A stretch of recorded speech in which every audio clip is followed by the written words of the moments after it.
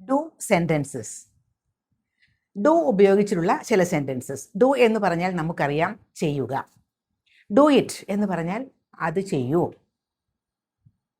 You better do it എന്ന് പറഞ്ഞാൽ അത് ചെയ്യുന്നതാണ് നിങ്ങൾക്ക് നല്ലത്.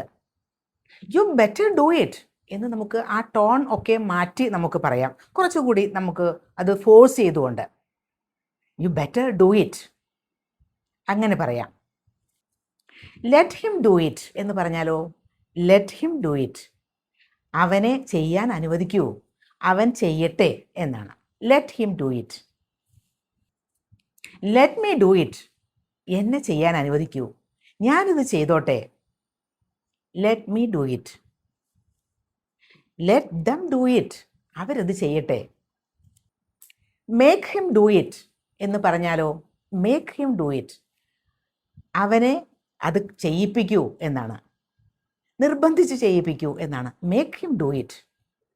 Get it done. Get it done എന്ന് പറയുമ്പോഴോ, ഗെറ്റ് ഇറ്റ് ഡൺ, അതെങ്ങനെയെങ്കിലും ചെയ്യിപ്പിച്ചെടുക്കൂ, അതായത് ആരെ കൊണ്ടെങ്കിലും അത് എങ്ങനെയെങ്കിലും ഒന്ന് ചെയ്യിപ്പിച്ചെടുക്കൂ എന്നാണ്. Get it done. ഡൺ എന്നത് ഡു എന്ന വേർബിൻ്റെ പാസ്റ്റ് പാർട്ടിസിപ്പിൾ ഫോമാണ്, V3 ഫോമാണ്. ഗെറ്റ് ഇറ്റ് ഡൺ, അപ്പോൾ ഏത് വിധേനയെങ്കിലും അത് ചെയ്യിപ്പിച്ചെടുക്കൂ എന്നാണ്. പല കാര്യങ്ങളും പല വർക്കുകളും ചെയ്യിപ്പിക്കുന്നതിന് ഗെറ്റ് ഇറ്റ് ഡൺ എന്ന് നമുക്ക് പറയാം. മറ്റുള്ളവരെ കൊണ്ട് ചെയ്യിപ്പിക്കൂ, അത് ആരെ കൊണ്ടെങ്കിലും ആയിക്കോട്ടെ, ഏത് വിധേനയും ആയിക്കോട്ടെ, അത് ചെയ്യിപ്പിച്ചെടുക്കൂ എന്നാണ്.